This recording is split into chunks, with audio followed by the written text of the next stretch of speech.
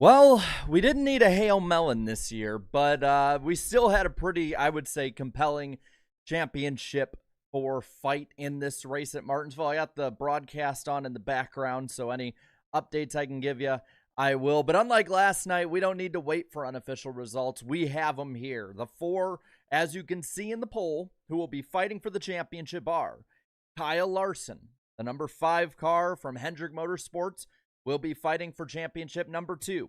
For the second straight year, Christopher Bell will make it in as well in the 20, representing Joe Gibbs Racing. The only one, as we see a dejected Martin Truex Jr. getting an interview right now. Ryan Blaney continues to be clutch. He's the clutch guy this year. He makes it in now after a win at Martinsville, but he could have pointed his way in. And the man who did point his way in, limped his way in, but still has a solid enough team, season, everything behind him to win a championship. The other Hendrick Motorsports driver, William Byron. I'm looking right now at the poll that we got rolling, and right now Blaney is the odds-on favorite. We're going to let that roll while people start bringing it on in here. Thank you to those who have left super chats and member chats and gifted memberships as well. I appreciate it. Subscribe if you're new. I know a lot of new people have come on this weekend, and I appreciate you here. Bring some more people. Come on. We all love having you. 3 races left this year. Truck finale, Xfinity finale, Cup finale. We'll be doing all of that. Let me really quick look, though, at the super chats. Alex Luff for 5 says, slowly but surely the short track package is getting better. We'll talk about that a bit, but I do like the improvement that we are seeing out of this package. I think that I think just genuinely better little by little by little.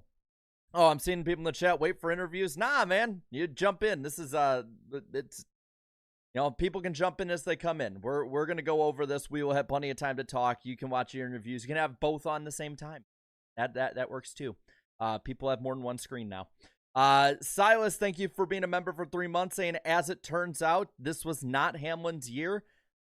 Yeah, and people clown me on Twitter for making a joke about it. Then we have Michael Kelly Gilliam. Thank you for the 10 gifted memberships as well. Isaac, thank you for the 5. What did I say last week? Byron has struggled at Martinsville since they changed the tire combo. So relieved he managed to make it. And I think he'll be a threat at Phoenix. The real oh baby for 5 says, will Denny be over Mark Martin as the winningest driver never to win a championship? Everyone says he will next year, but soon Father Time will call. It's true. He very well might. It's very, very likely, I think, at this point, because he's just getting older. Chatty Laddie, thank you for the 10. That was, honestly, in my opinion, the best short track race in the next gen era yet. Blaney has the most momentum going into next year. Also, this race seemed fitting for a final send-off for Eric Almirola's retirement. It did. We'll talk about that in a moment, too. Thank you as well to Michael Kelly Gilliam for 2 more gifted memberships. And Captain Tanker Joe, thank you for the 10. Hulu was having lots of problems for me today, constantly cutting out. I had to revert to NASCAR radio. Very upsetting. I couldn't watch. Very glad Byron made it in. And Hunter Dosso for 5. Once again, this was not Denny's year, as he is on screen right now. Also, the manufacturer count is 2 Chevys, 1 Ford, 1 Toyota, same as last year in the Final 4. Interesting. Let's go through about this race before we get into anything more and go in depth on it. This race, the Xfinity 500, which you can vote on in the poll of what you thought about it, was 500 laps for 3 hours, 34 minutes, and 53 seconds. 12 lead changes among 6 leaders and 7 cautions on the day. With that, Ryan Blaney gets the win by a little under a second over Eric Almirola. Blaney will be competing for a championship. Almirola, a nice send-off, just so close but so far away. Denny Hamlin comes home 3rd, solid year, but yet again, it is not Denny's year to win it all. Chase Briscoe comes up to a 4th place finish. 5th is Joey Logano. 6th, Kyle Larson, another one who's locked in, as is Christopher Bell in 7th. Chris Buescher misses an 8th. That team just faltered in this round and continued to collapse as it went. 8th was not good enough. Austin Cindric, solid 9th place finish in this race as well. And 10th, Todd Gilliland good race for that 38 team. A lot to look forward to heading into 2024, especially. And then the last two on the lead lap were Bubba Wallace in 11th. Bubba stayed around that top 10 to 12 all day long, comes home just about a lap down. And the final one on the lead lap, it was not enough, was Martin Truex Jr. The collapse is complete. Truex's team having one of the biggest collapses in playoff history. And to be completely honest with you, the way that team executed the last couple races, I don't think they deserve to make it in, even if they did. Then from there, you've got the guys a lap down. The list is very long. First is William Byron, who did just enough to make it to Phoenix. So the slate is wiped clean. He will be racing for a championship for the first time in his NASCAR Cup Series career. The others a lap down are Ross Chastain and Harrison Burton rounding out the top 15. Kevin Harvick 16th, 17th Chase Elliott, 18th Ty Gibbs, 19th Ricky Stenhouse Jr., Ryan Preece 20th, Eric Jones 21st, Corey LaJoie in 22nd, having to pit late, 23rd Austin Dillon, his brother Ty Dillon in 24th, 25th is Michael McDowell. From there were three that finished 2 laps down. Another one eliminated, the worst finishing on day of those who were going for the championship for Tyler Reddick in 26th. 27th, Kyle Busch 2 down, and AJ Allmendinger 2 laps down as well. Ryan Newman brings it home in 29th, 3 down. 30th, 3 down as well as Justin Haley. The 2 guys 4 laps down are Carson Hocevar in 31st and Alex Bowman in 32nd. The guys out of this race, Keselowski tried to come back out, finished 33rd. 34th, Daniel Suarez, JJ Yaley in 35th, and BJ McLeod. It's last today.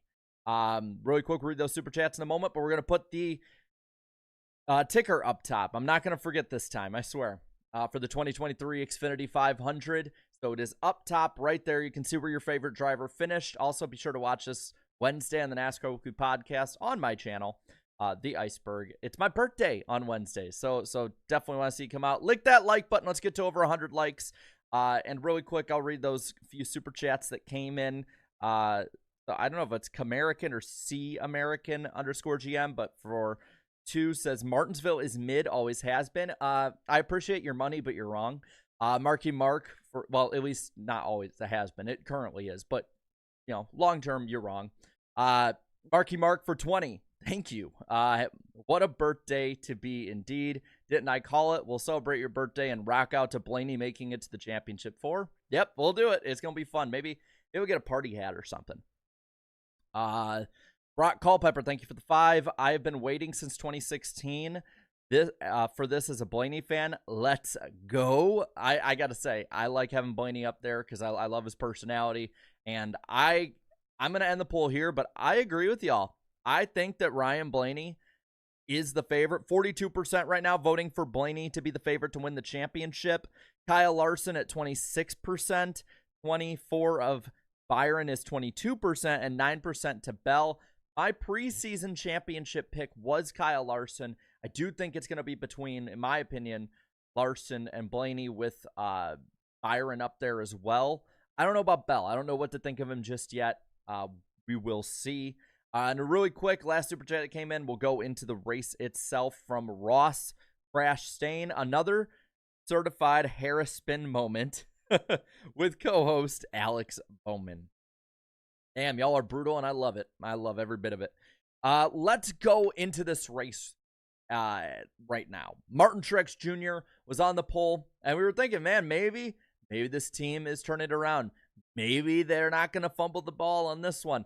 Well, they did, but he started on the pole. It looked pretty good. And in front of a sold-out Martinsville crowd, the attendance this year, while the ratings may not have been up, diehards going in person have been up. So attendance way up this year, and another sellout, which is awesome to see. Now, I will say early on, and I noticed this throughout the day, I'm going to talk about this a bit. We'll talk at the package right now. I noticed rubber being laid down a lot more in this race than others, and I do think that there was noticeable improvement. Do I think that it's a great improvement? Do I think it's what we need? No, we need more improvement to this package.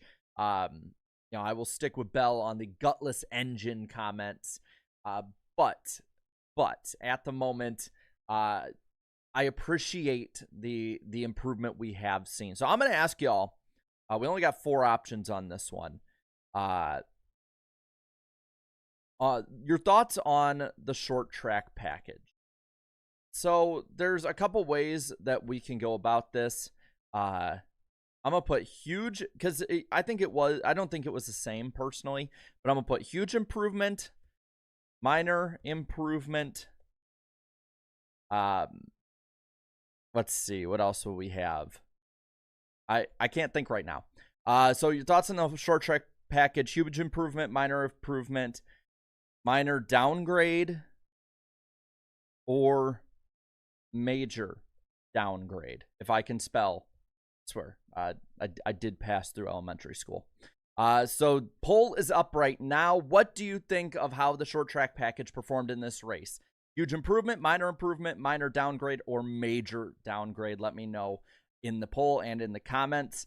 I do think, as NASCAR All Out is saying, I do think it is a work in progress, but it is better for what the sport, sanctioning body, all of them, what they have to work with. But there definitely needs, in my opinion, to be more improvement. I am with 77% at the moment of you with minor improvement. But I could see some saying if it was better. But let's keep going into this race. There wasn't really much in stage 1, honestly. Lap 50 or so, yeah, Denny Hamlin passing Martin Truex Jr. for the lead, and it would really be between the 11 and the 12 for the majority of the day. Those were the 2 best cars out there, and you knew that one of them more than likely was going to win. Byron, though, was struggling, man. And at one point, I think they said he was like 30 points out before he started to improve. Other people faltered, stuff like that. Just insanely mediocre run for that 24 team. But again, doing just enough to get on to the next round, which is, again, with the gap they had, I think is all they really needed. And really, for the most part, there wasn't much that was going on until lap 104. We had our first wreck, this one with Bowman, LaJoy, Burton. I think there was one more. It might have been Austin Dillon. Brought out the caution with about 25 or so to go in the first stage. And that led to a quick sprint to the finish, a restart. The 19 down low on the front row and the 11 up top, the 14 behind the 19, and Blaney behind Hamlin. Hamlin would have a great restart. So would Blaney. He would follow him there as well. And it would be Hamlin ending up winning stage 1 over Blaney in second. Third was Truex. At this point, you're thinking, man, we're going to actually have a really good battle. Could these 3 be battling and displace William Byron up there? Because that was realistic at the time. 4th was Briscoe. 5th was Brad. Then Bell in 6th. 7th was Gibbs. Preece in 8th. 9th was Logano, and Harvick in 10th. Again, very racy for the most part when it came to those contenders. Alex Luff, thank you for the 5. Ty Gibbs and Logano getting into trouble. Michael Roots is going to have a field day. We will talk about that in a moment. We're going to end the poll really quick right here. But it's looking like 77% of you think at the moment the short track package is a minor improvement over what it's been. 16% say huge improvements have been made to this package. Then 4% of you said a minor downgrade. 1% of you said this was a major downgrade today. I see Team Penske fan in the chat. Very happy. I can imagine why. But going on to stage 2, we have another restart. This time it's the 11 and 12 on the front row, 11 down low, 12 up top, and then Truex behind the 11. Those 3, the 11, the 12, and the 19, clear, while Byron continues to plummet down the running order. I think at one point he was outside of the top 25. It was looking like they were in dire straits at the end of this race. And the middle section, I should say, the middle section of this race, there was a near spin by Reddick. There was a lot of beating and banging in this race, which I appreciated over the last couple at Martinsville. And around lap 195, Ryan Blaney, with a power move up at the top of the board, passes Denny Hamlin. But not only passes Denny Hamlin, passes him around the outside. And he would do this multiple times during this race, where he'd be caught up and he'd just go, screw it, I'm going to go up top and go around somebody who, in all honesty, like we would think was a good car, like Denny Hamlin here. Blaney then would lap Tyler Reddick during this run, but they'd make a little contact, a little bit of bumping beside each other. But at that point, the 45 was a lap down. And right when he was, because it looked like, again, the bumping was caused at first by Blaney locking up a left front tire. But only about 4 laps after this all happens, Ryan Newman spins on the front stretch, and Reddick gets the lucky dog. And looking at the replay, it looked like Christopher Bell would be the one who hit Ryan Newman, which caused him to spin. That's going to be interesting if Newman races much longer. I don't know if he will. But at that point, there's a bunch of different splitting off and pitting under yellow. It's off pit road. It's the 11, the 14, 12, and or the 11, I think 19, 12, 14, 38. Again, my handwriting's awful. But the 19 gets second off pit road, in part because he sped off pit road. It puts him back in the pack, and ultimately this was all she wrote for Truex and team. It was the dagger that killed their season, because while others like Blaney and Hamlin were able to pass their way up through the field, while Chase Elliott, which I will say Elliott looked stronger today, while Elliott was able to pass his way up through the field, Martin Truex Jr. was not able to as well. This killed him. This was what ended his season, on top of all of the terrible mistakes. And I want to take a moment about Martin Truex Jr. here. Martin Truex Jr., in my opinion, after the showing that he and that team put up the last 9 weeks, I should say, the last 9 weeks in the playoffs, Martin Truex Jr. did not deserve to be in the Final Four. Even if you want to run the full, the full gambit of season formats, whatever it was, he didn't deserve to be there. I know he also had the bad pit stop where the jack fell, but that whole team faltered at every moment. And I'm not one of these who, looks at the playoffs and like, you need to be better when it matters and all that stuff. I'm, still pretty traditional with it. But that team just in general was a complete mess the last 9 races. And I fully expect them to be outside the top 10 at Phoenix. I fully expect them to be mediocre, because that is what this team has shown. And if I'm a Truex fan going into next season, I'm kind of worried, because I don't know which team's going to show up. This team is maddeningly inconsistent, as shown. They were consistent for the first 20 or so races of the year, but if you remember at the start of the season, they had similar problems. They had similar issues, and they fixed them up, and it seemed like, oh, this team's back, whatever. There was a reason that I picked them to regress majorly, and you know what, the system will hide it a bit, but they did regress majorly in a lot of ways, especially at the end of the season. So I want to ask y'all another question when it comes to the 4 that missed. Which is the most shocking? Because for me, you have, I would say that Hamlin to me more is, because I thought he was better, but not necessarily. You also have Truex, who was the regular season champ, completely collapsed at the end of the season. Buescher, I would say, it kind of shocked me, but at the same time, the numbers, I was thinking they were going to overcome that. They ultimately did not overcome the issues that they had at mile and a half, since what did him in. Reddick was the one for me, though, with this race that just flat out was just weird to me. That team just could not execute at all. I know the issues they had in qualifying and all that played into it as well, but still. But let's go over to the final stage.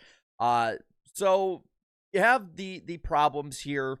The problem with the jack on pit road, the 12 and the 11 stay out. There's really 9 to 10 that stay out for the most part. And on lap 271, we have a restart. When in the final half of the race, the 12 and the 11 make contact, and there was a lot of squirreliness out of that 12 car.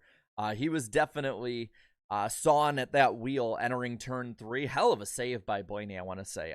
Blaney, in my opinion, this might be the best race Ryan Blaney has ever driven. That really might be.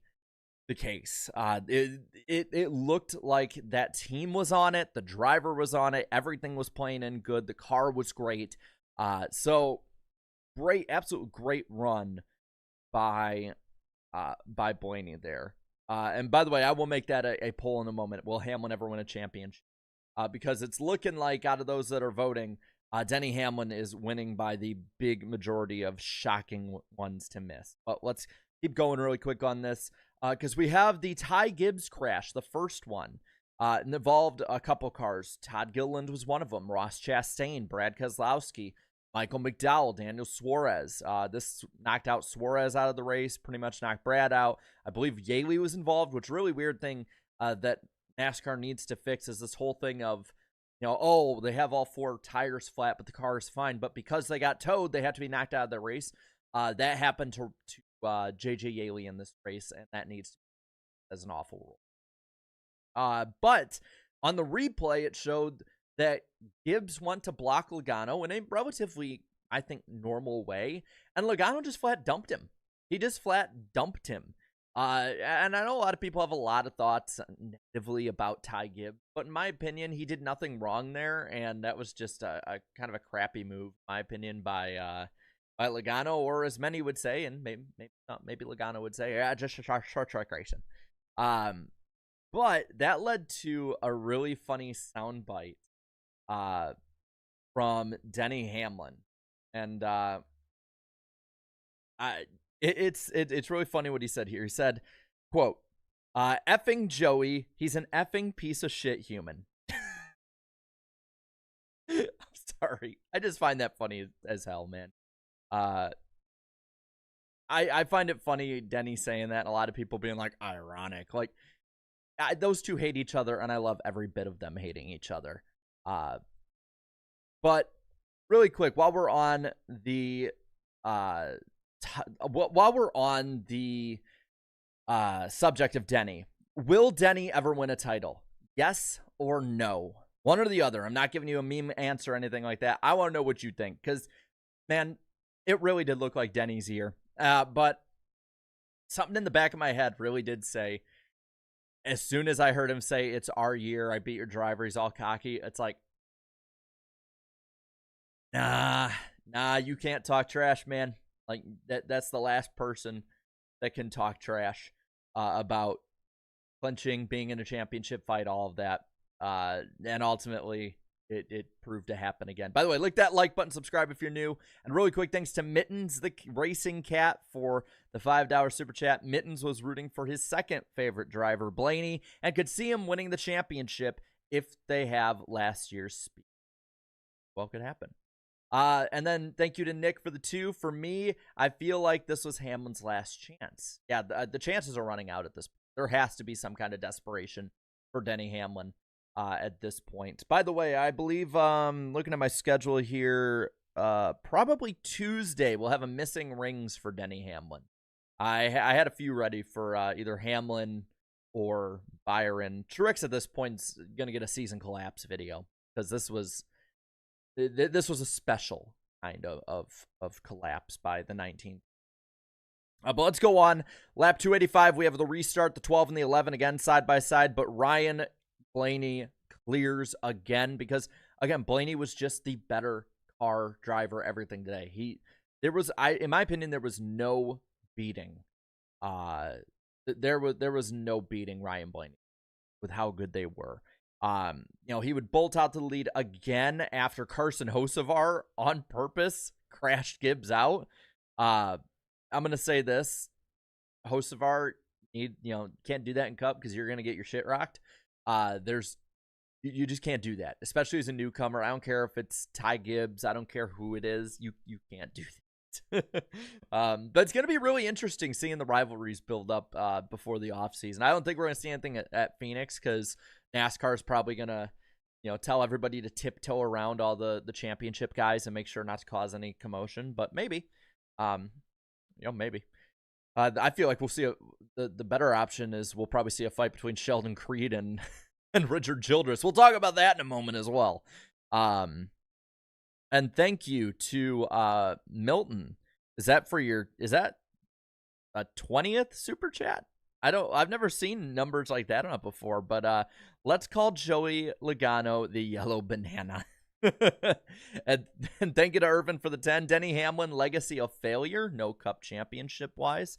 I know he has double-digit wins and a couple of Daytona 500 wins, but a cup win would cement his legacy more as one of the best in NASCAR. We'll look at it. I want to wait till the end of his career before I make anything, because the last thing I want to do is have a dated video about that, and then everyone's like, "We told you, this is for you not believing." That stuff annoys me just because like data changes, things change, everyone gets shit wrong. But there definitely, I think, will be. Yeah, so 20th. Thank you, Milton, for your 20th super chat. I didn't know that YouTube counts them like that. I'm waiting for that first time we see like 101 pop up, you know. You're probably gonna see me just anytime I see 100 on a super chat, like I get freaked out. Anyway, going to the last 200 laps or so, we have another spin with about 178 to go with Michael McDowell in turn 2. At this point, a lot of different people take a lot of different strategies. You have some like the 10 and the 5 taking gas only. You have others taking 2 tires.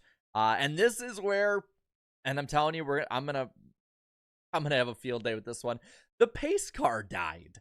Up in turns 1 and 2 during the caution, the pace car just goes up the track and just stops there. And the Martinsville crowd is cheering about it as it's getting towed.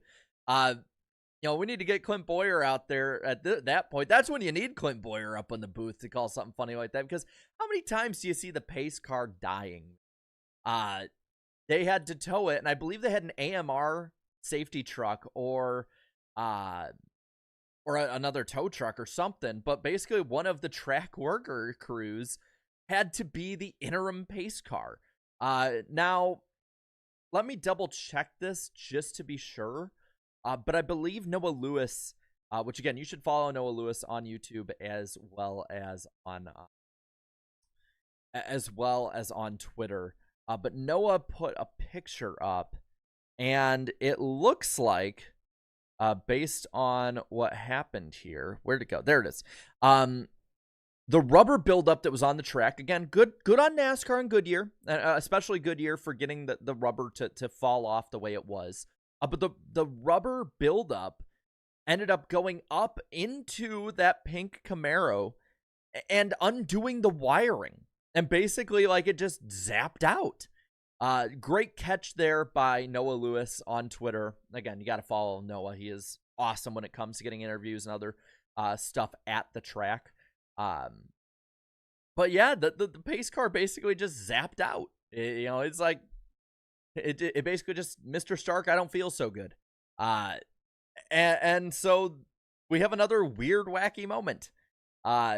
Everyone, like I said, everyone pits all that with 170 to go. We have a restart, and it's Chase Elliott and Corey LaJoie leading. And at this point, there's a lot of major contact on the restart, but we finally get a really long run going. And I think, if I'm not mistaken, this would be the final restart of the race, and it turned into a major track position race. But with about 100 to go, Eric Almirola is tracking down Chase Elliott. And with 90 to go, he gets underneath him, and the next lap clears him. Eric Almirola is leading this race and looking like he's only about 89 laps away from victory. But others were charging with better tires. You had Blaney charging up.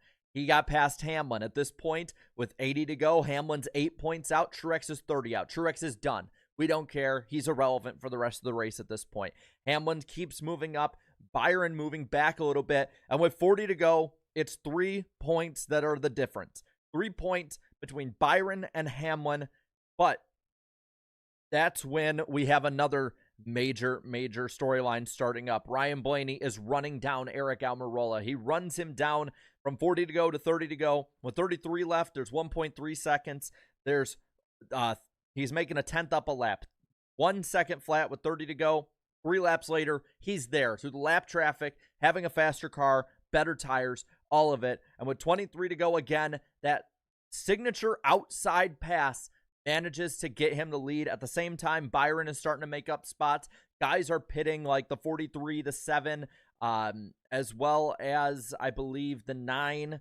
Byron goes a lap down in this time, but he's made up enough spots that he's able to get the final spot pretty much clinched up, and Denny Hamlin ends up getting kicked out because of it. So again, final four as Ryan Blaney caps off a dominant win is Larson, Blaney, Bell, Byron. And we're going to end this poll. Will Denny ever win a title?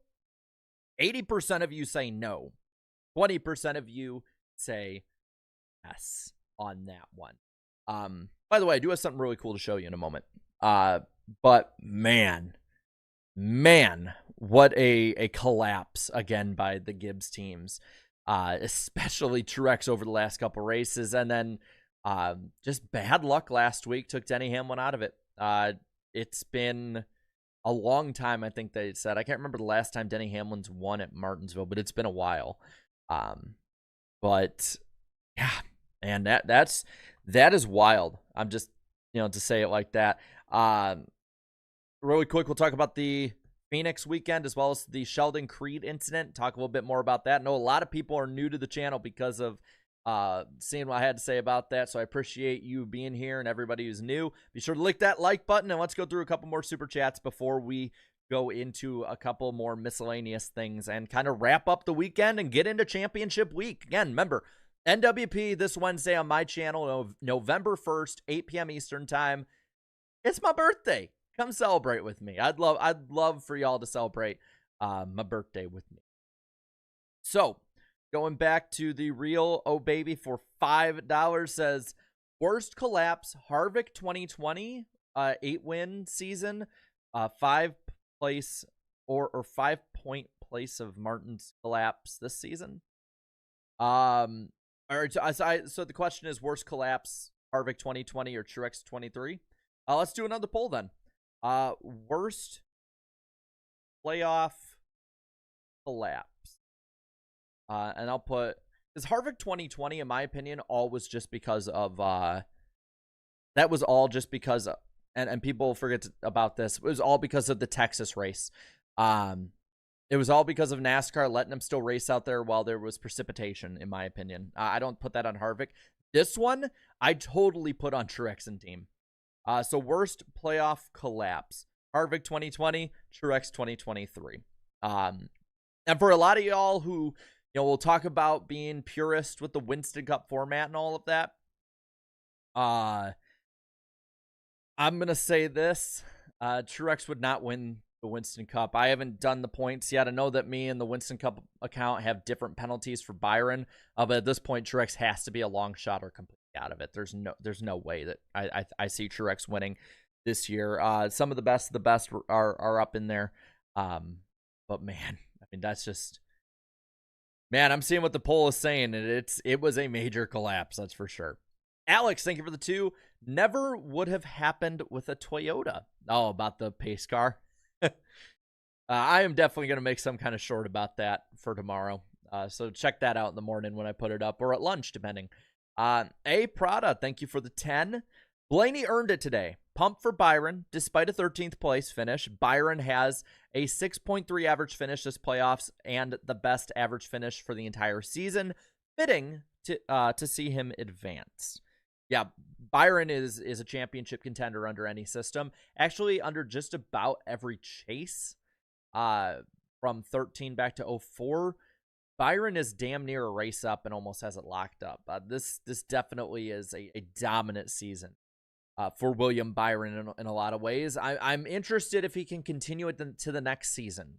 We saw Larson be very dominant, couldn't really keep it all season the next year. We saw Elliott, win the championship, have a really good run, and it was really good, but didn't get the championship last year. So it's going to be really interesting to see if he can continue this into 2024. It's going to be a storyline that should be watched. Herschel, thank you for the 5 months membership. So happy for Blaney's win, rooting for him next season. Or next weekend, I should say. God, you'd think I could read. FredDog81, thank you for the 5. Lost in the RCR mess yesterday with Sammy Smith going ham tonight.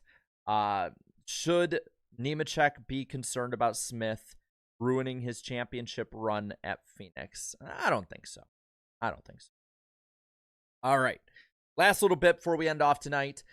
First off, when it comes to next weekend at Phoenix, I fully expect the Xfinity race to be the best race again.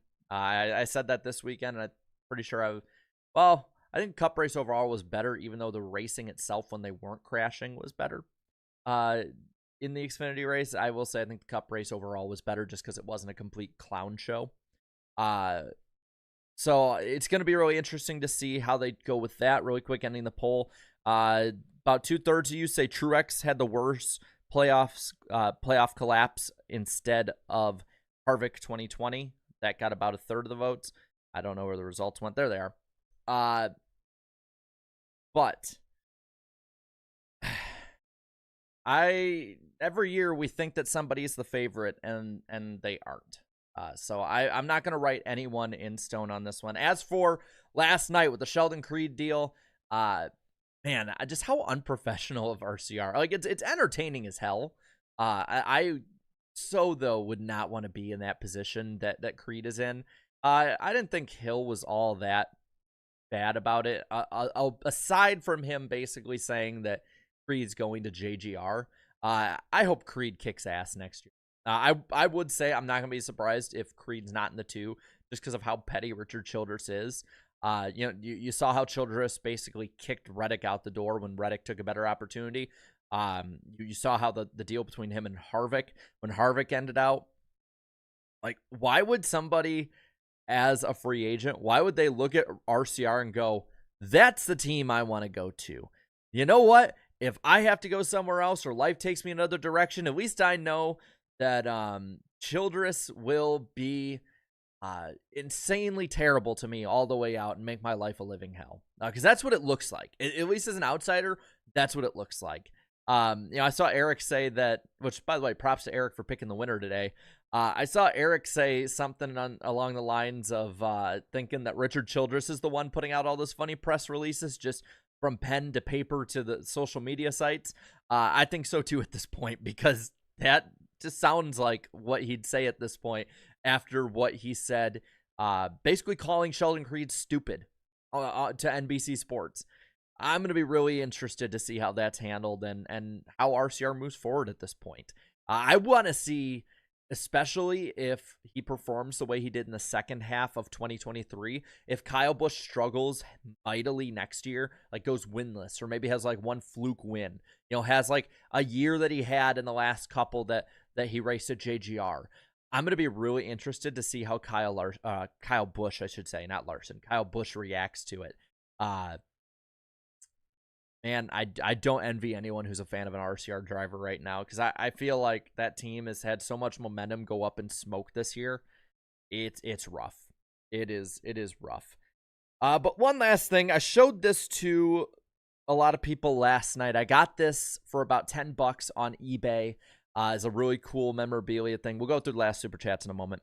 But so I got this really cool NASCAR thing. So at first you look at it, it's like, oh, it's just an old school Budweiser can, like maybe like one of those, old ones that you just peel the top right here off of. But instead, it holds a Dale Jr. diecast. 2001 Dale Earnhardt Jr. diecast. I think this is one of 5,000, as this one is.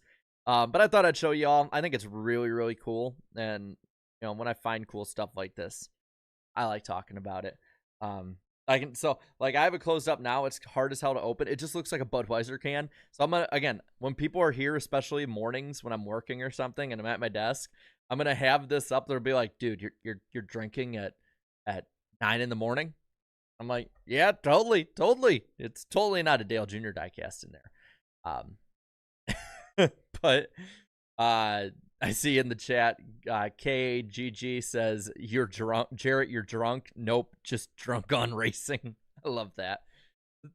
But yeah, I figured I'd show y'all really quick, go through those last super chats. Lobo Gaming for 5. Knew Reddick wasn't going to win or get in by points, but it definitely shows that RC would sabotage him this year, favoring Kyle Busch. Yeah, because I did talk about maybe a third team, just like a weird one-off, but that would probably be a non-chartered team had he raced this year at RCR. Because remember, originally, Reddick was supposed to go over in 2024. Phoebe, thank you for the 5. This might be the first year in a while the champion doesn't actually win the race at Phoenix. I don't think so. Call me a conspiracy theorist, but when you go 9 for 9 or 8 for 8 or whatever it is of like the top person or top 2 or 3 being championship guys, like every year, I don't know, I question it. Give me my tinfoil hat for my birthday on Wednesday. But I don't see that happening personally. And Phoebe for the 2 says Hill tweeted out a bit more of a relaxed response. Yeah, I saw that. Again, I don't think Hill really went over the line very much at all. I don't think Creed did anything wrong in the restart, but it was how Childress and Andy Petrie reacted for me that just was over the line. At least for me personally. It's entertaining, wildly entertaining, but still kind of over the line. And then last super chat here from the real Oh Baby for 5. I have a Coke can that when you pull a tab, it pulls out a Dale Sr. 1980 Jumper 2 Ventura car. Wow. Damn, I didn't know this was a thing that used to be really big back in the day. I'll need to find more of them.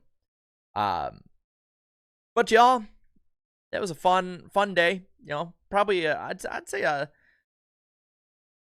6-7 out of 10 race. It was not a barn burner. It was not one of the greatest Martinsville races. It wasn't what made me fall in love with Martinsville personally. But it was still a relatively entertaining race. You didn't need a bunch of crashes. You didn't need a bunch of stupid stuff. Be sure to vote on the poll. Subscribe if you're new. We'll be back with all 3 races next weekend, and then we got the off season, y'all. So it's come up so fast. But y'all have a good day, and enjoy your evening. I'm gonna enjoy a little more time while it's still in the 80s here in Tennessee. Yeah, that was a good day. I can't wait to see you this week. Can't wait to see you Wednesday on this channel for the NWP. And until next time, have a good one.